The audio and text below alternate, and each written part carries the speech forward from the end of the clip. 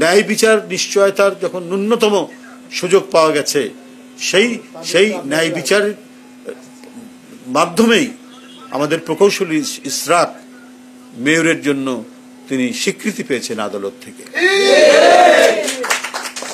তো সেই ক্ষেত্রে আমি মনে হয় যে কারো কি বলে সামাজিক গণমাধ্যমে কোথায় কি লিখলো বললো তাতে কোনো যায় আসে না। প্রকাশ্য দিবালোকে আদালতের কাছে সে জোর জবরদস্তি করতে পারতো। সে অত্যন্ত জনপ্রিয় 10,000 20,000 লোক নিয়ে নির্বাচন কমিশন ঘেরাও করতে পারতো, করে বলতো 5ই আগস্টের পরে যে আমাকে ঘোষণা করা হোক, মানে যে কোনো একটা জবরদস্তিমূলক পন্থা অবলম্বন করতে পারতো ইঞ্জিনিয়ার ইসরাত। তো সেটা তো সে করেনি, সে আইনি প্রক্রিয়ায় গেছে। এবং শেখ হাসিনার যখন রাষ্ট্র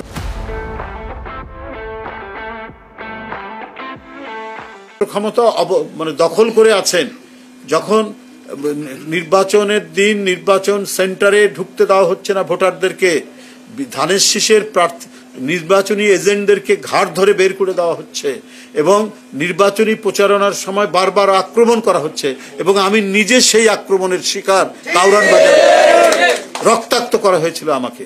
তো কি নির্বাচন, সন্ত্রাসী নির্বাচন আপনারা দেখেছেন।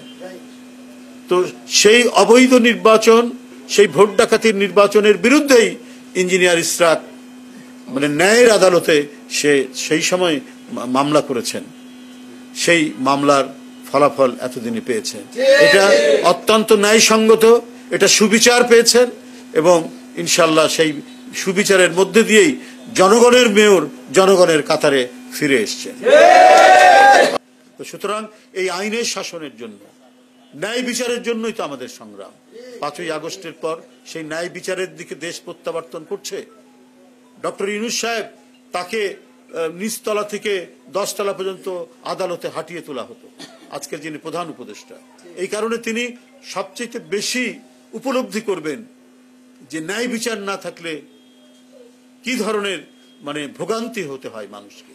আজকে তিনি সরকার প্রধান, অন্তর্বর্তীকালীন সরকারের প্রধান।